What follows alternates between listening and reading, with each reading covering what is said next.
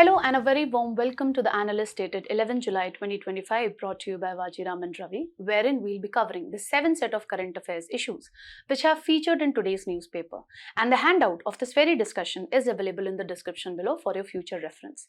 Beginning with the analysis section, firstly we'll be looking into this debate that as the multilateralism is taking a back seat in this backdrop, is WTO still relevant or not? Moving on to the second topic, herein we'll be analyzing the issue of child marriage, the reasons, its impacts, steps taken by the government, and what all steps the government need to take further in order to eradicate this menace of child marriage from the Indian society. Moving on to the simplified section, herein we'll be covering the 5 set of current affairs issues in the most simple manner possible, and we'll also be doing the necessary value addition which would be relevant for your prelims examination. So stay tuned. So, beginning with the first topic, which is dealing with the relevance of World Trade Organization in the current global scenario. This particular topic we can associate with GS paper 2, especially the topic which is related to important international institutions, agencies. Why are we discussing the relevance of WTO currently?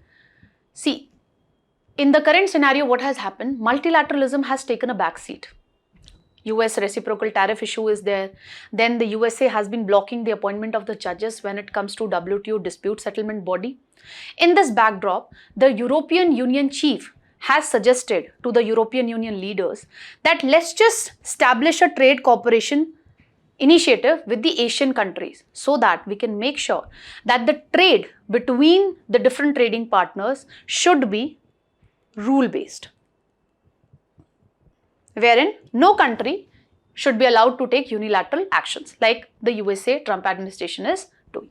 So, European Union chief is basically somewhere suggesting an alternative to WTO. Now, in this backdrop, let's just first note down certain prelim pointers with regard to this particular body. So, when we talk about World Trade Organization, it was put in place through the Marrakesh Agreement. So, it was established on 1st January 1995. It basically replace the General Agreement on Tariff and Trade, which was put in place way back in 1948 in the backdrop of Second World War.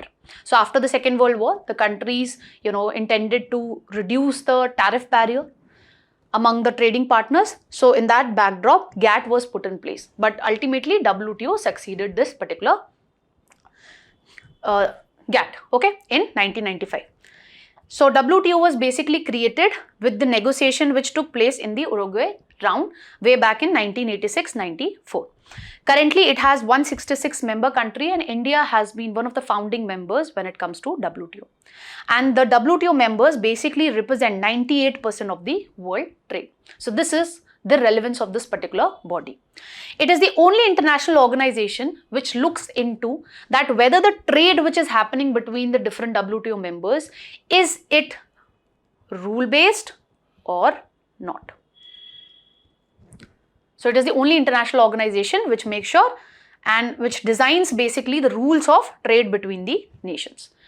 When it comes to WTO and its relation with United Nations, you need to make note of this particular pointer that WTO is not a UN specialized agency. Despite this fact, WTO has maintained its strong relation with the UN and its agency since its establishment. Now let's just look into the governance structure of this particular body. So we have the Ministerial Conference, which is the main decision-making body when it comes to WTO. And it basically consists of the trade ministers and the senior officials from the WTO members.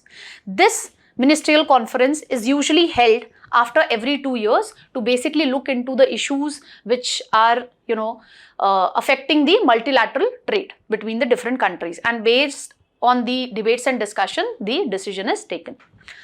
And last time this ministerial conference was held in Abu Dhabi in February till March 2024. And this was the 13th ministerial conference. Then we have WTO General Council, which is the highest level decision making body, and it also have the representatives from all member countries. It has the authority to act on behalf of the ministerial conference. When you talk about this General Council, it has to meet under different rules as dispute settlement body and as a trade policy review body. It also have a secretariat which is headed by the WTO Directorate General, and it offers the administrative and technical support to the WTO bodies, and it also manages the budget when it comes to WTO. Now, let's just understand that why in the current global scenario we are questioning the relevance of WTO. First and foremost, the unilateral actions which are taken by the Trump administration. I'm basically referring to reciprocal tariff. First, just let's understand what is this reciprocal tariff. This concept is, so let's suppose a particular agriculture product which India is exporting to USA is charging 5% tariff on that particular agriculture commodity. But when USA is exporting the same agriculture product to India, India is charging a tariff rate, let's suppose, of 30%. So now Trump administration is stating that if you don't reduce this tariff rate and you bring it down to 5%, what we are going to do? We would also be imposing a 30% tariff when it comes to the agriculture goods which India is exporting to US economy. This is what is reciprocal tariff, basically tit for tat strategy. Now, why this reciprocal tariff issue is a violation of the WTO principle?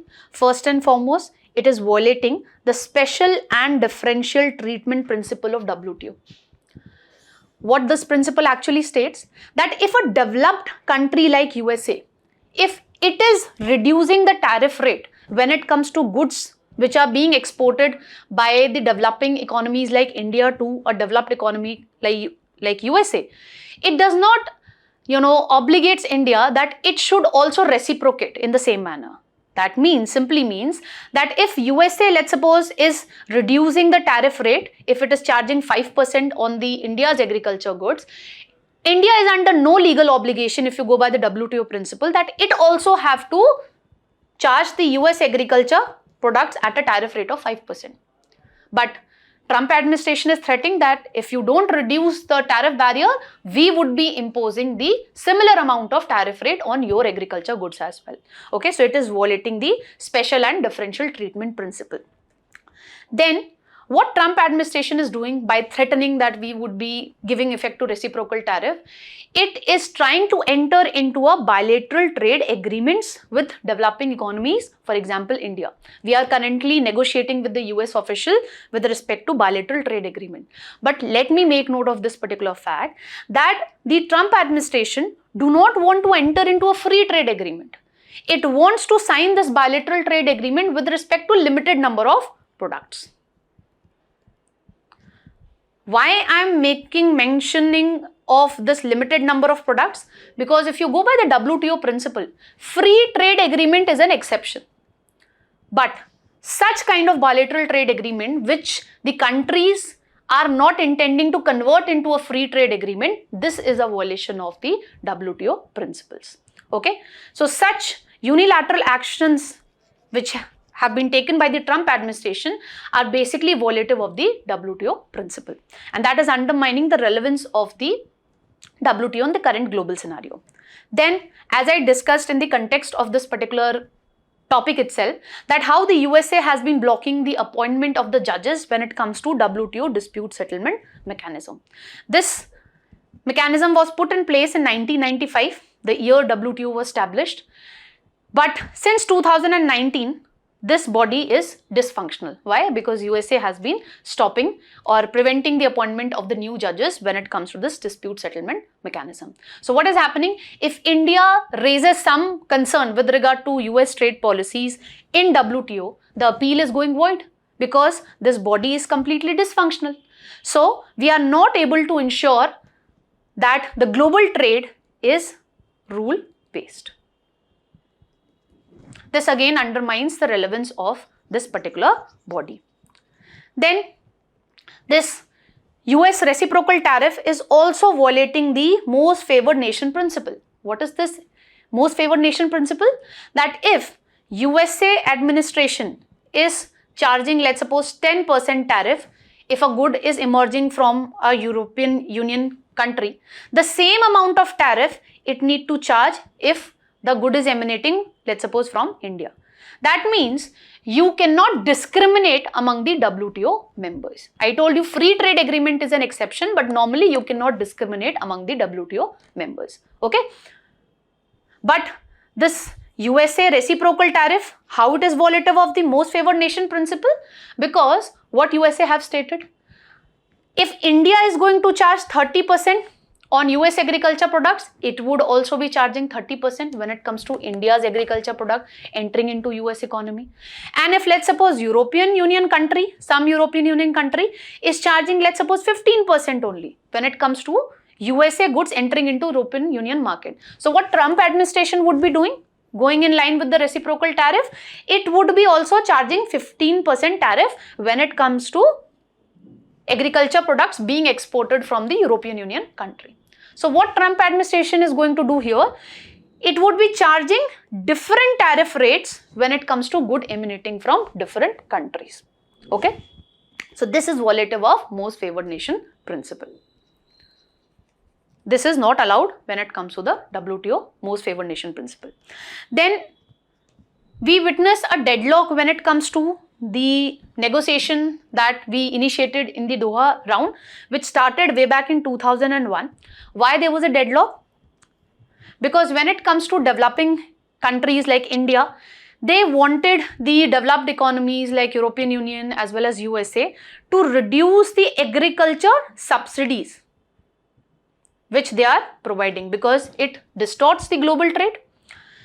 And India wanted more market access when it comes to services, okay, free movement of the personals. But that was not there, okay. There was a deadlock with respect to this thing. And there was a deadlock with respect to special safeguard mechanism as well. What is the special safeguard mechanism? Under this, the developing economies like India, they demanded that in order to, protect our domestic economy, in order to make sure that our farmers are not impacted, we can impose a higher import tariff when a good is emanating from developed economies like European Union or USA. Okay, if it is going to negatively impact the food security in India and if it is going to negatively impact a particular domestic sector. But there was a deadlock between the developed and the developing economies with respect to the negotiation on special safeguard mechanism, the negotiation with respect to lowering down the agriculture subsidies when it comes to the developed economies. Okay, there was a deadlock with respect to this. And till now, we have not been able to come to a common ground when it comes to these two areas. Then the WTO is not able to address the new emerging set of challenges that we are witnessing when it comes to the global trade. For example, e-commerce is on a rise. We don't have any such agreement, okay, to look into the e-commerce effectively. There is no mechanism to look into the issues related to data localization. There is no mechanism to review this cross-border adjustment mechanism which has been put in place by the European Union, citing climate change related issues. Okay, so currently WTO do not have any such mechanism to look into these emerging issues that we are witnessing in the global trade. Now, another bone of contention is with respect to developing country status. Now, when you talk about the WTO, herein what happens? The country itself declare that whether it is a developed country or a developing country. And this thing is being misused by China. Because if you look at the World Bank classification, China is a upper middle income country. But when you go by the WTO, China has still declared itself that it is a developing country. And it is continuing to take the benefit of special and differential treatment principle, which is there. And this has been, raised by the developed economies like the USA and European Union, that how such a huge economy like China can continue to designate itself as a developing country so that it can enjoy the special and differential treatment. This should not be allowed.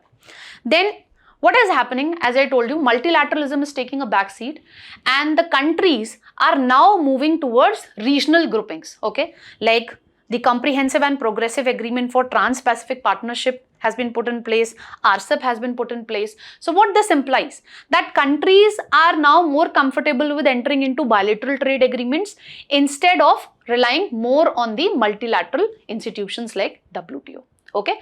And when you see the rise of this regional trade agreements, what the countries do, they actually lower down the tariff barriers with respect to the countries only which are member of that regional trade agreement. Okay, and they don't lower the tariff barrier with respect to the countries which are not a part of the regional trade agreement. So we are seeing a rise of regional trade agreements, bilateral trade agreements. So what is happening? Multilateralism is taking a backseat. Now in this backdrop, what needs to be done? What all reforms we need to make sure in order to revive the relevance of WTO? First and foremost, we need to ensure timely appointment of the judges when it comes to WTO dispute settlement mechanism. Okay, all the countries should make sure that there is timely appointment of the judges. Only then we will be able to make sure that the trade between the different WTO members take place based on rule-based order and the appeals don't go void.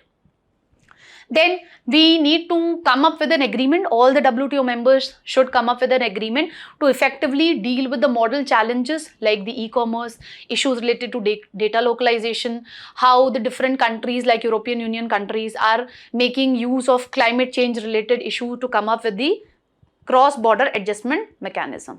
Okay, so all these emerging challenges needs to be looked into effectively. For this, the countries need to come on a common ground. Then we need to redefine the special and differential treatment, because what did we discuss right now? That how when it comes to WTO, the countries go by self-declaration, and by misusing this thing, China has basically designated itself as a developing country. So what reform we need to introduce? That this special and differential treatment, this should be applicable to countries based on their GDP figures. Okay, we should not go by self-declaration, rather we should look into the GDP figures of that particular country. We can also look into the World Bank income classification, because what did I told you? When it comes to China, World Bank has categorized China as a upper middle income country. Okay, so we can also take into account the World Bank income classification of the countries. And this should be used as a ground to provide the special and differential treatment to a particular country. Country should not be allowed to go for self-declaration. Then we can create a permanent WTO reform council which should be suggesting reforms after every 5 years.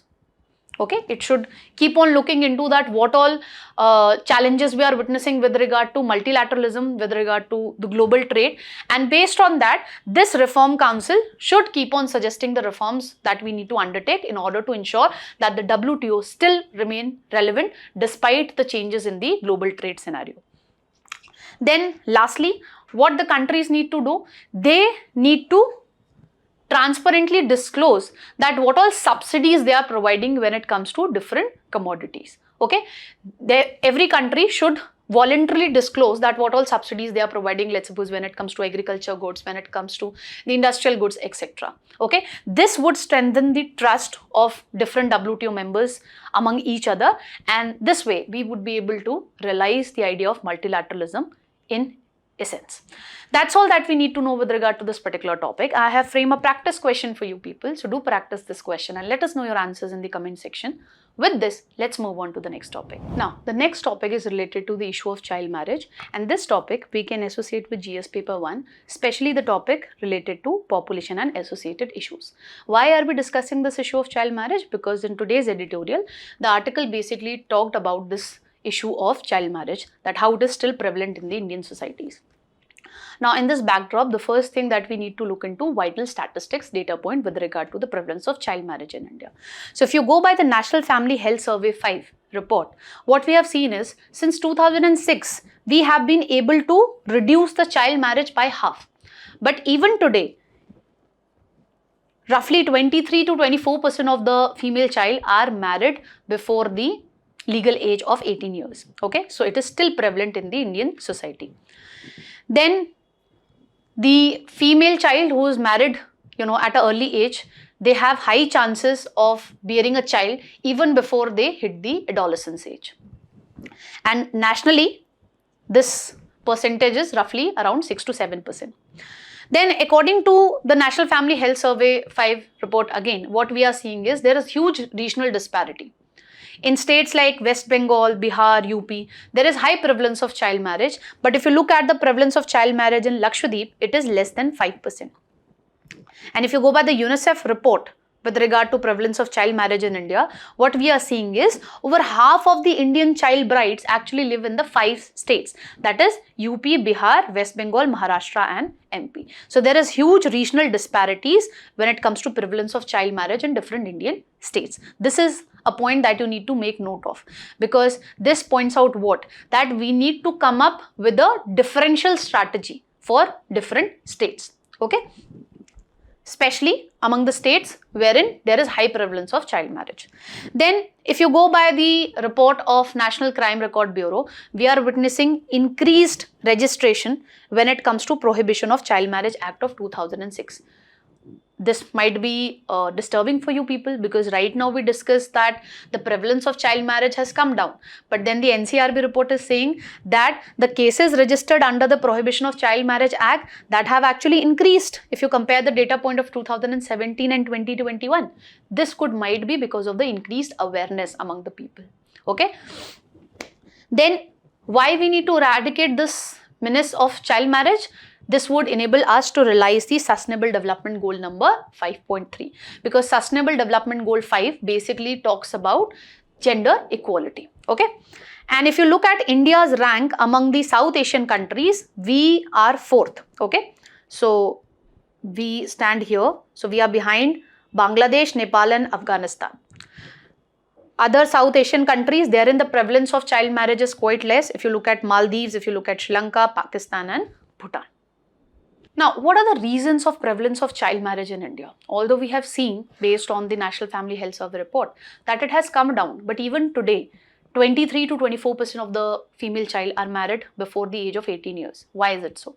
First and foremost is the poverty and the resource constraint. See, poor families, they are not interested in investing in the female child education. Rather, they prefer to keep whatever money they have for giving the dowry. So they see actually females as a economic liability and not as a resource. And that is the reason in the rural setting, what normally I have seen, that when a female gives birth to a female girl child, actually everybody is sad. And this is something that you would have seen in your families as well.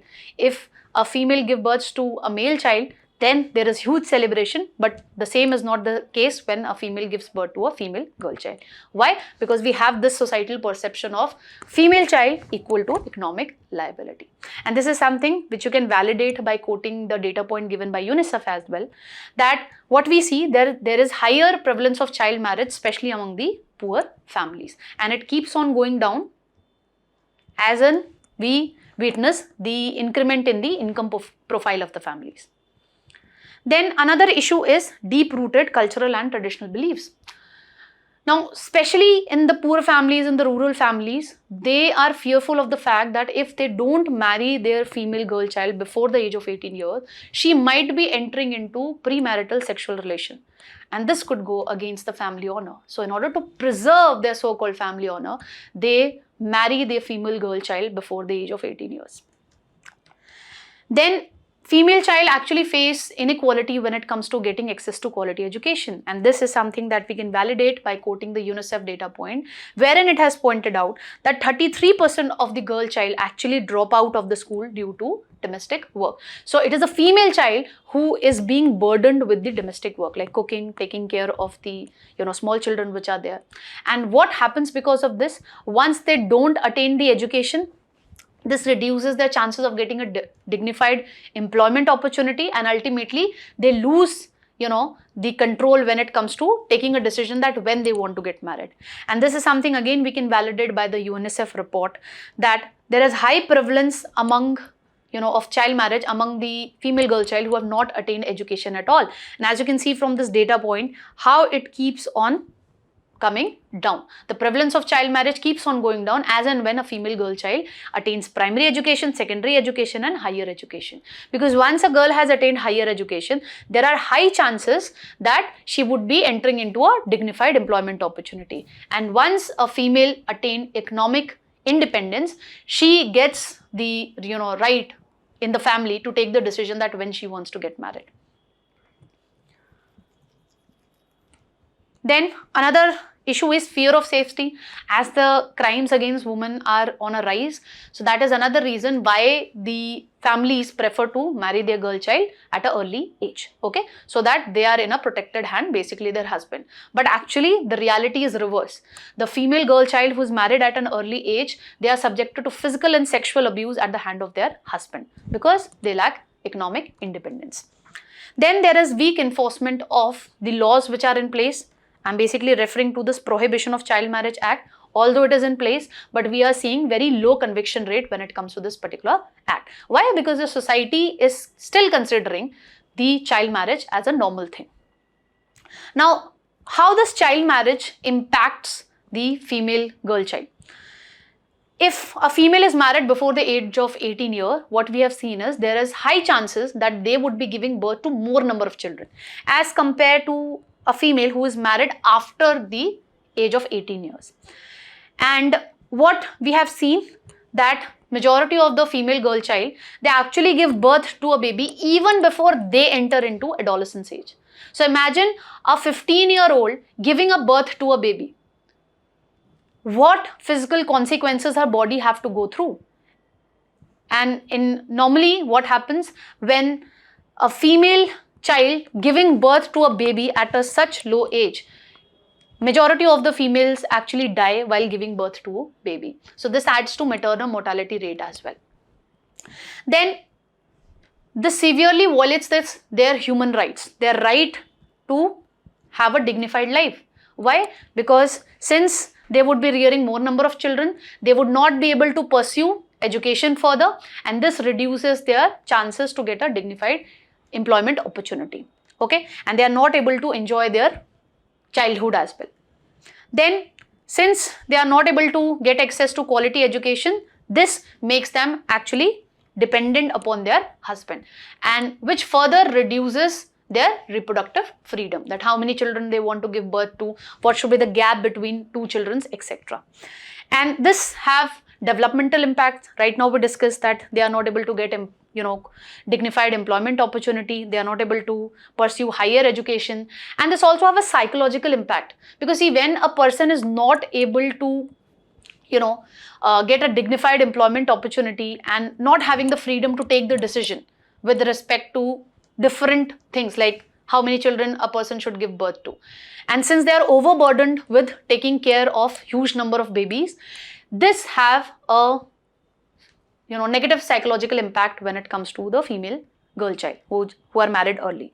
And ultimately it has a global impact also, because this reduces our performance when it comes to sustainable development goal number 5, okay, which talks about ensuring gender equality, and precisely sustainable development goal number 5.3.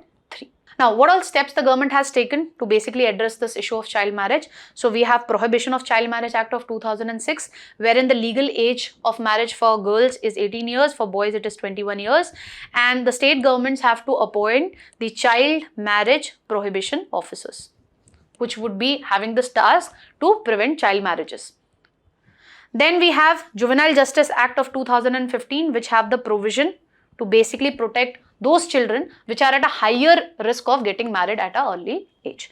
Then we have Beti Bachao, Beti Padhao scheme, wherein the government is trying to bring an attitudinal shift when it comes to Indian society. Because when you talk about Indian society, it is characterized by meta-son preference.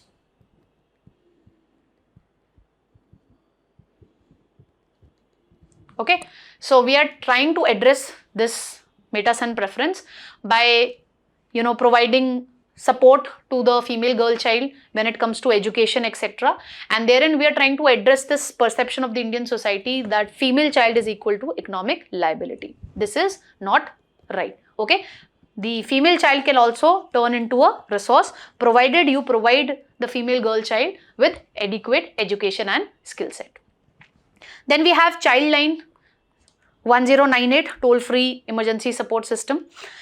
Then we have very good state level initiatives also. Okay, for example, we have Project Udan, Project Manjil in Rajasthan, and Advika project in Odisha. Let's look into these projects one by one. So when I talk about Project Udan, herein what the government of Rajasthan is focusing upon, that we should provide the female child access to secondary education. Okay, because as the UNICEF report has pointed out that if a female child could get access to secondary education, the likelihood of child marriage actually is reduced by 6%, and that is what is the focus of this project Udan, which is being implemented in Rajasthan between 2017 and 2022. Okay, so the government is ensuring that the female child get access to secondary education. How? By providing government scholarship schemes. Okay, and the government is also enabling the female girl child to realize the reproductive freedom by providing them access to contraceptives. And this initiative have actually beared fruit. Okay, so this has enabled us to reduce roughly 30,000 child marriages, and we have been able to prevent roughly 15,000 teenage pregnancies as well. Another project which is again being implemented in the state of Rajasthan is Project Manzil. So what we are focusing here upon, economic empowerment of the females. Again, when there would be higher economic empowerment of the female, they would be able to enjoy their reproductive freedom effectively. And that is what we are doing. We are providing adequate skill training to the females so that they get dignified employment opportunities in a gender-friendly workplace. And this has also given us results also. We have been able to provide skill training to roughly 28,000 young women, and 16,000 are already employed. Okay, then we also have Advika program, which is being implemented in the state of Odisha in partnership with UNICEF and UNFPA. What we are focusing here, again, we are enabling them to realize their reproductive freedom. We are empowering them by providing them education, skill development training, etc. And this have also given us result. 11,000 villages have been declared child marriage free, okay, in 2022. So such good initiatives could also be replicated in other states as well. Now, we have discussed what steps the government has taken. What more needs to be done? That we need to cover. So we need to improve access to education. Likewise, we discussed that how UNICEF has pointed out that if we improve the access of the female to education, there would be less child marriages. Okay, if we allow them to get access to secondary education, the likelihood of child marriage would go down by 6%. Okay, so the government should come up with government sponsored scholarship schemes, as we are doing under this project Udan in state of Rajasthan. Then we should create awareness among the females with respect to their reproductive rights. And what do I mean by reproductive rights? So that a female is having the right to take the decision that whether she wants to have a children or not, how many children she wants to give birth to, and what should be the space between the first child and the second child. And this we will be able to make sure by increasing their access to contraceptives. Then we need to ensure economic empowerment of the females. And in this slide, the different states should learn from Project Manzil, which is being implemented in Rajasthan, and Advika program, which is being implemented in the state of Odisha. Okay, because when a female would be having economic empowerment, then usually what we have seen in the Indian society, if you are economically empowered, then a female gets this right to decide that when she wants to get married. And we need to ensure effective enforcement of the laws which are there in place. So timely appointment of the child marriage prohibition officers should be done, and they should not be given additional duties. Okay, if they will be given with additional duties, they will not be able to focus upon preventing the child marriages. We can also explore the idea of setting up a special police unit for preventing the child marriages, and we can also put in place fast track courts to look into the issues which are related to child marriages. And lastly, since it is a social issue, so we will be able to bring the reforms at the ground only with community involvement. So we need to take the community along in this respect. We can also take the help of the NGOs, and we should come up with a child free village initiative, like what we have done when it comes to Swachh Bharat Mission, open defecation free initiative. Okay, so when you will be having community involvement, only then we would be able to realize the Sustainable Development Goal 5.3.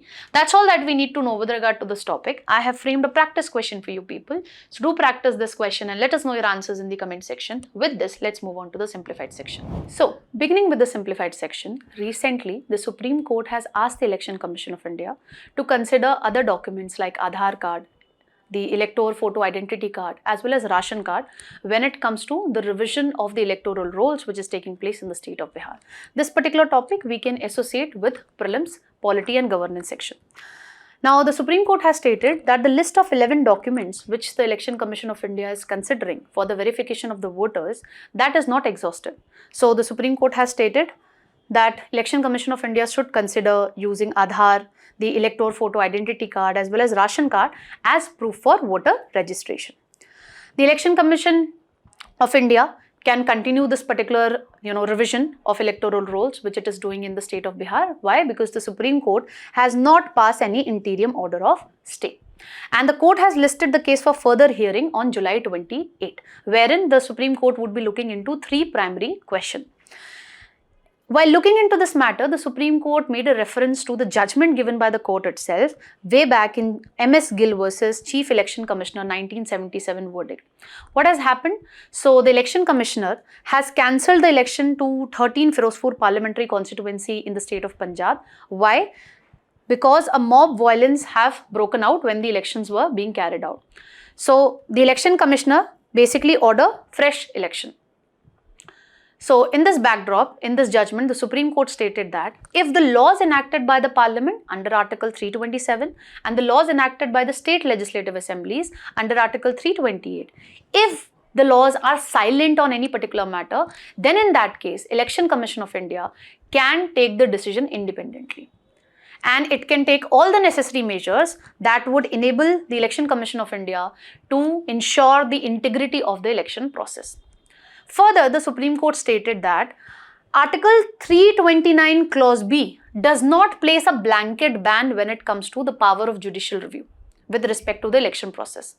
The Supreme Court clarified that there is a blanket ban on the courts from intervening during an ongoing election process, but the judicial review would come into play after the election process have completed. Okay, by making reference to this particular judgment only, when it comes to the revision of electoral rolls which is taking place in the state of Bihar, the Supreme Court is exercising its power of judicial review. Now, the court has stated that it would be looking into 3 primary questions. First question is the Election Commissioner's powers to undertake the exercise and the manner in which it is being conducted and the short time frame that it has chosen, okay, to revise the electoral rolls just a month ahead of the assembly elections. Then it would be looking into that whether this revision of electoral rolls which is taking place in the state of Bihar is in alignment with the provisions given under section 21 of RPA Act 1950 or not. And lastly, it would be looking into this particular concern which the petitioners have questioned, that this exercise is a kind of citizenship screening exercise, okay, which might be excluding the vulnerable groups under the guise of voter registration. Why? Because the Election Commissioner do not have any jurisdiction to ascertain the citizenship. Although the court has asked the Election Commission of India to consider using Aadhaar card for voter verification, but the election commissioners have replied that Aadhaar itself is not a proof of citizenship. Okay, so we cannot use Aadhaar. Now, what this section 21 of RPA Act has to say? So, according to this section, the electoral rolls could be revised before the Lok Sabha election or the state legislative assembly election, before the by-elections, on ECI's annual discretion, and special revision for a constituency or a part of it with the ECI recording reasons for doing so. Now, when it comes to the first 3, revision of electoral rolls before Lok Sabha election, before state legislative assembly election, by-election, etc., herein the qualifying date should be 1st January, okay, as per section 14 clause B of RPA Act 1950. And when it comes to this special revision which is mentioned in this point 4, this can be conducted anytime, but only for a constituency or a part, okay, not for an entire state. That is the reason this revision of electoral roll which is taking place in the state of Bihar is being questioned. Why? Because herein the deadline or the qualifying date has been set as 1st July 2025, wherein the deadline according to section 21 of RPA Act 1950 should be 1st January. But the ECI has set the deadline as 1st July 2025. And Herein, the revision of electoral roll, the special, revision of electoral roll is being undertaken for an entire state. This is not allowed. Okay, the special revision of electoral rolls, the Election Commission of India can do only for a particular constituency and not for an entire state. Okay, so these are the issues. Now, when it comes to the text and context page, what the article is pointing out that different countries, okay, they realize the idea of universal adult franchise at a later stage. Okay, if you talk about UK, initially it restricted the right to vote only to male property owners. Universal male suffrage was given only way back in 1918, and right to vote was given to women later, at a later stage in 1928. And similar was the story with USA also. But India provided universal adult suffrage through Article 326 of the Indian Constitution, which granted every adult citizen the right to vote regardless of gender, caste, religion, education or property at a time when most of the world was moving very cautiously. Initially, we had set 21 years as the age, okay, when it comes to right to vote, and after 61st Constitutional Amendment Act in 1989, we reduced this voting age to 18 years, okay, and this idea is further operationalized through two key laws, that is RPA Act 1950, which governs the preparation and the revision of electoral rolls like what we are witnessing in the state of Bihar, and we have the RPA Act 1951 Act, which regulates the election conduct of the candidates and the electoral offences. Further, the article is looking into this question, that is right to vote a fundamental right in India or not? So when you talk about the status of this right to vote, it has long been debated, because B.R. Ambedkar, K.T. Shah, they have suggested that this should be made a part of the fundamental rights section. Okay, but the Constituent Assembly Advisory Committee ultimately rejected the idea. Then we have a landmark judgment of the Supreme Court, that is Kuldeep Nair versus Union of India case of 2006, wherein the Supreme Court held that right to elect is a statutory right under section 62 of RPA Act of 1951, and it is not a fundamental or a constitutional right.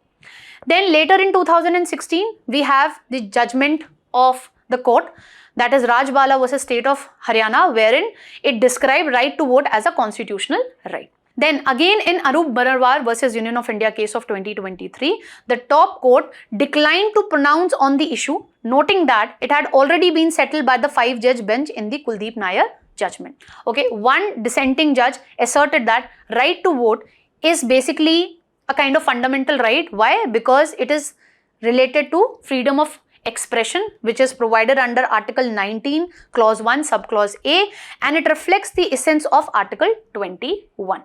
Okay. However, the minority opinion prevailed, which says that the right to elect continues to be regarded as a statutory right under the prevailing law. Okay.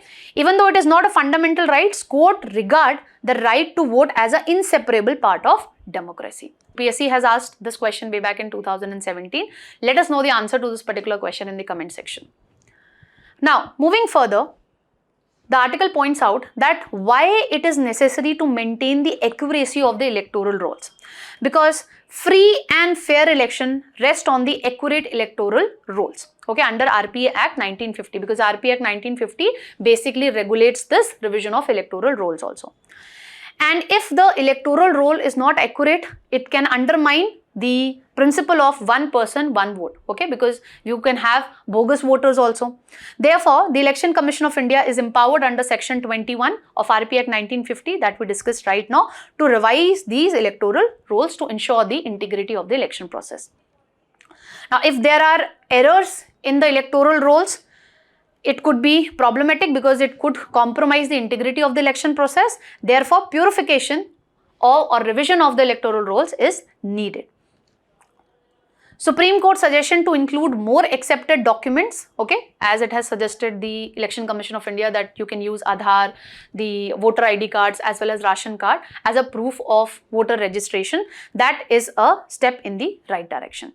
Then the article basically mentions about Lakshmi Charan Sen versus AKM Hassan Usman 1985 verdict, wherein it was looked into this fact that Indian population was largely illiterate and they were not aware when it comes to the political matters. So therein the the court stated that political parties should take steps to ensure eligible voters are included and ineligible voters are removed. That ways we can ensure the electoral integrity.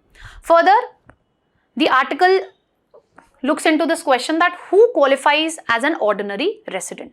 Okay, so we have section 19 of RPA Act of 1950, which says that any citizen who is aged 18 or above, ordinarily resident in a constituency and not disqualified, is entitled to be registered as ordinary resident. So if a student is living in a hostel, that student would not be qualifying as an ordinary resident, okay, because he has the intent to return elsewhere. So when we talk about this ordinary resident, it basically implies genuine and continuous presence, not a temporary one. So this criteria prevents the fraudulent registration and ensures that the voter maintain real ties to their constituencies, preserving the representative accountability. When it comes to this ordinary resident thing, we have the judgment of the court, that is Manmohan Singh case of 1991, wherein his election from Assam was challenged on the ground of lack of ordinary resident, wherein the courts clarified that the ordinary resident means habitual, regular and genuine presence, not a temporary or a casual stay or a nominal address. Okay. Then in order to effectively realize the idea of democracy, we have Rule 18 of the Conduct of Election Rules 1961, wherein postal ballot service is also available to service voters. Service voter basically means armed force personnel, paramilitary, armed state police posted outside, government staff abroad, etc. However, when it comes to overseas electors who have not taken the foreign country citizenship, they are still Indian citizens, so they can register under section 20A of RPA Act of 1950. But they don't get the service of postal ballot, they have to come and vote in person. Okay, then the most contentious issue when it comes to the revision of electoral rolls which is taking place in the state of Bihar is with respect to citizenship verification. So in this respect also we have a verdict of the court, that is Lal Babu Hussain versus Electoral Registration Officers 1995 verdict of the court, wherein the court squashed two directives of the Election Commission. This directive actually gave the power to district collectors and to the electoral registration officers to identify and delete the alleged foreigners from the voter rolls. So the court actually noted this thing that you cannot shift the onus, entire onus of proof of citizenship on the persons involved. You should also refer to past electoral rolls. Okay. Lastly, in Lal Babu and Muhammad Rahim Ali 2024 verdict, the court has stated that on mere suspicion, you cannot exclude a person from this, or you cannot deprive a person from this right to vote. You need to make sure that due process of law is being followed and credible evidences are being looked into. Now that's all that we need to know with regard to this particular topic. Let's see what the Supreme Court decide with regard to this particular matter. With this, let's move on to the next topic. So, recently, the International Criminal Court has issued arrest warrants against two Taliban leaders. This particular topic we can associate with GS paper 2. Why the International Criminal Court has issued arrest warrant against these two Taliban leaders? Because of the series of laws which the Taliban has promulgated with respect to women. Okay, so they have come up with a 144-page morality law which was promulgated by the Taliban in August 2024. Which has the provision which require the woman to cover their entire body. They cannot sing or speak even in the public. Then it talked about persecuting the LGBTQ people as well. So it is basically forbidding the woman from access to education, employment opportunities, etc. That is the reason the United Nations has characterized these series of laws as gender apartheid. So is this arrest warrant being issued by International Criminal Court is going to have any impact? It is less likely that it would result into any arrest. Why? Because previously also this body has issued arrest warrant against Russian President Vladimir Putin and Israel Prime Minister Benjamin Netanyahu. And the chief spokesman of the Taliban has stated that we do not recognize any such organization called International Criminal Court.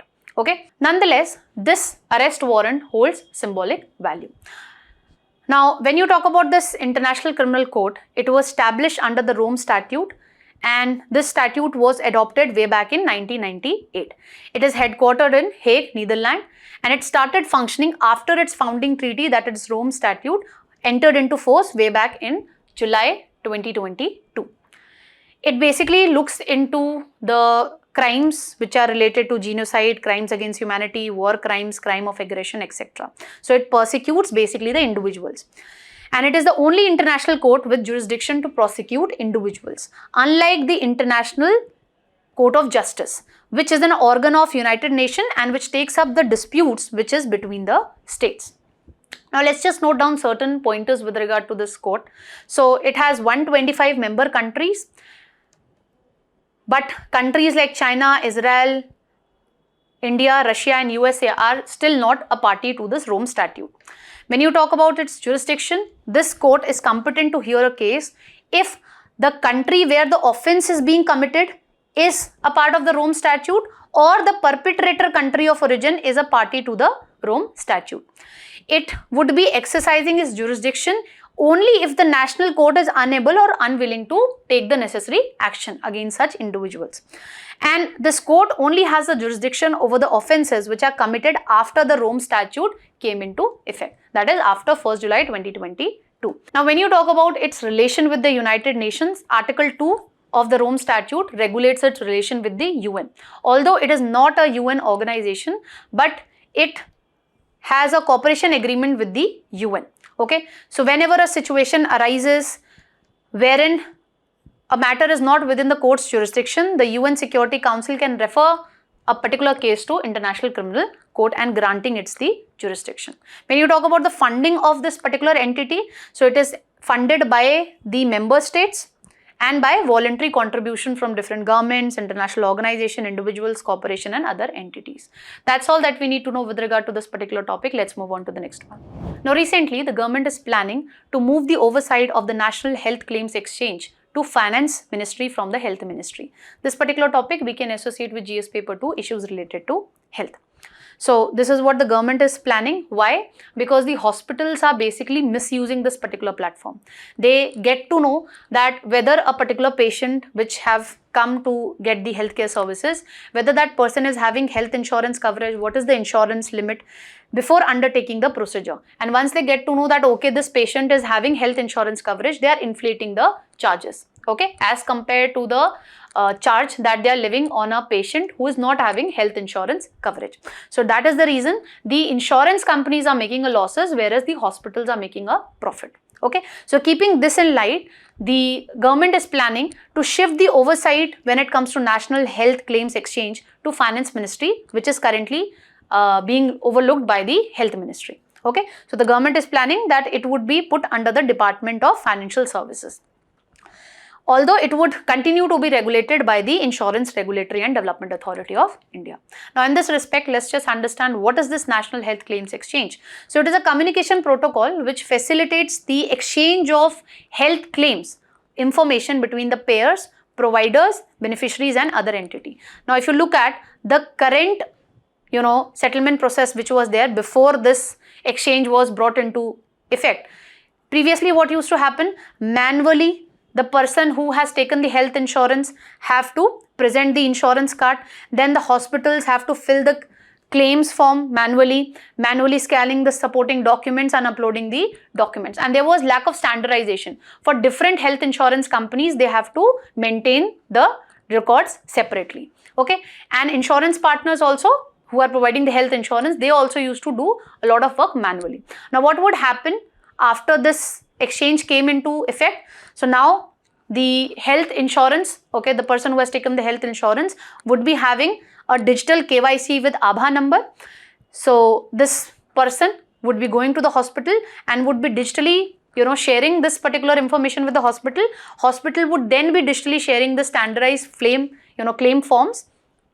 And then when it comes to insurance companies also, everything would be done in a digital manner. So it would simplify the entire process. Earlier, everything was done manually, but now once this National Health Claim Exchange has come into effect, now the things are done in a very smooth and a streamlined manner.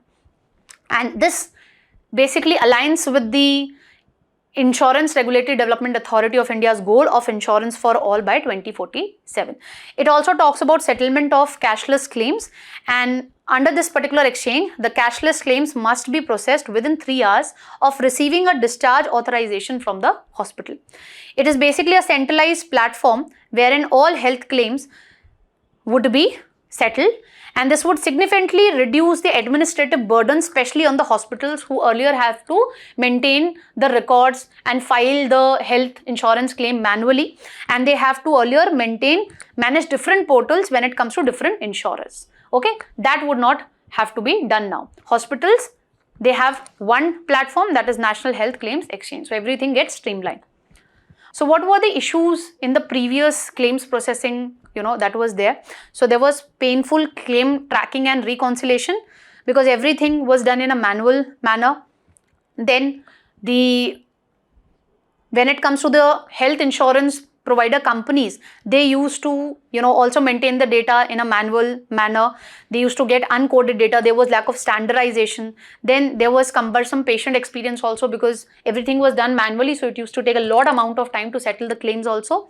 And regulatory bodies also face delay and receive incomplete data, which further increase by a lack of standardized coding, limiting the ability to perform meaningful analytics. Okay, because everything was done manually, so there was lack of data as well. But after this has come into effect, it would become easier for the health insurance companies to settle the claims because everything is done in a digital manner, so everything could be done seamlessly. When it comes to the hospitals, they now don't have to maintain multiple portals for different health insurance company. Everything would be done in a standardized form. So things become very smooth. When it comes to the people who have taken the health insurance, what benefit they get? Since everything is done digitally, they can easily access the services and their claims get settled in a timely manner. Like we discussed, when it comes to the settlement of cashless claims, this needs to be processed within 3 hours once the that person is discharged from the hospital. That's all that we need to know with regard to this particular topic. Let's move on to the next one. Now, the Central Board of Film Certification is in news with respect to the controversy with respect to Janki versus State of Kerala film. This particular topic we can associate with GS paper 2, especially statutory, regulatory and various quasi-judicial bodies. Now, when it comes to this Malayalam film, that is Janki versus State of Kerala, the Central Board of Film Certification denied to provide certification to this film. Why? The concern which this body has raised, that how can you name the protagonist, which is basically the sexual violence survivor, with a mythological name? How can you associate the protagonist with a mythological name, that is Janki? So after the judicial intervention, a compromise has been reached wherein the filmmakers agreed to insert an initial name before the protagonist name, and they inserted 2 cuts. So similar censorship we also witness with respect to other films like Lipstick Under My Burqa, Padmavat, Sitare Zameen Par, etc. So the writer is pointing out that this is problematic. Why? Because it narrows down the artistic space and it is crippling the artistic freedom of expression. This body, Central Board of Film Certification, which has been given the task to give the certification to the film, it is actually working as a censorship body, which is not good. And it is basically introducing a lot of cuts when it comes to film based on hypothetical claims. And this was very well outlined by the Kerala High Court when it was looking into the censorship of this particular film, Janki versus State of Kerala. Therein the Kerala High Court, while hearing the case, asked the questions from this particular body. Has anyone claimed about the name Janki? Whose sentiments are being hurt? Has anyone actually raised an objection? So this body is imposing a lot of cuts when it comes to film based on hypothetical issues. Okay, so this is problematic. And this is not a defining feature of mature democracy, because mature democracy is one wherein the artists get their requisite artistic space so that they can express their work effectively, and the audience should also be allowed to engage with such complex films. Okay. Now we need to know certain prelim pointers with regard to this particular body. So this is a statutory body which functions under the Ministry of Information and Broadcasting. It is commonly referred to be a censor board, though it functions more as a certification authority. And it basically operates under the Cinematograph Act of 1952. What are its role and structure? So it is responsible for regulating the public exhibition of the films in India. No film can be exhibited publicly in India without its certification. It is headed by a chairperson, and it has 12 to 25 members which are basically appointed by central government itself. Now this board operates through 9 regional offices which are located in Mumbai, Kolkata, Chennai, etc. Film examination is aided by advisory panels whose members are nominated by the government from diverse backgrounds for 2-year terms. Now, when you talk about the certification of the films, we have 4 types of certification. One is universal, which any age group people can watch. Then we have U/A, which is universal with parental guidance for children below 12 years of age. Then we have A certification, which could only be watched by the adults, and we have S certification, which is restricted to special categories like doctors, farmers, okay. The general public cannot look into these particular films, okay, which are having the certification of S. That's all that we need to know with regard to this particular topic. Let's move on to the next one. So, the Standing Committee of National Board for Wildlife has given its approval for 30 defense projects. This particular topic we can associate with prelims environment. And this defense projects would be developed along the border that we share with China. So these defense projects would be put in place from the stretch extending from Ladakh to Sikkim to Arunachal Pradesh. And the most significant project which this body has given approval for is developing for road which would be connecting the Daulat Beg Oldie to the border personal meeting hut, okay, wherein the senior Indian and Chinese army officers meet to discuss the border related issue. When you talk about the Daulat Beg Oldie, it is situated at a height of 17,000 feet and it is country's northernmost military outpost where the highest airstrip is also located. Currently, we don't had any road linkage between the 2 points, although China has already developed a road linkage, okay. That is why this body has given its approval for these many defense projects. Now, in this backdrop, we need to know certain prelim pointers with regard to National Board of Wildlife. So, it is a statutory body which was established way back in 2003 after we amended the Wildlife Protection Act of 1972 in 2002. So, it replaced the Indian Board for Wildlife which was formed way back in 1952. If you talk about its organizational structure, so we have the PM as the chairman. The vice chairperson is basically the union minister in charge of Ministry of Environment and Forest and Climate Change. Member secretary to the board are there 5 persons which represents the NGOs are to be nominated by the central government, and 10 persons would be nominated by the central government from amongst the eminent conservationist, ecologist and environmentalist. Now, when you talk about the standing committee, so it would be exercising powers and performing those duties as would be delegated to this particular standing committee by the National Board of Wildlife. And if you talk about the chairman of the standing committee, so it is the Union Minister of Environment. When you talk about the functions of this body, it is India's top level advisory body when it comes to giving effect to infrastructure projects like the defense projects that we are building in, when these projects are to be built in a protected area. The Wildlife Protection Act clearly states that without the approval of this particular body, construction of various infrastructure projects, especially within the boundaries of protected areas, would not be allowed. Okay, that's all that we need to know in today's Analyst. Quiz would be coming right up next, so don't forget to practice the quiz. Till then, keep smiling, keep learning. Have a very nice day all.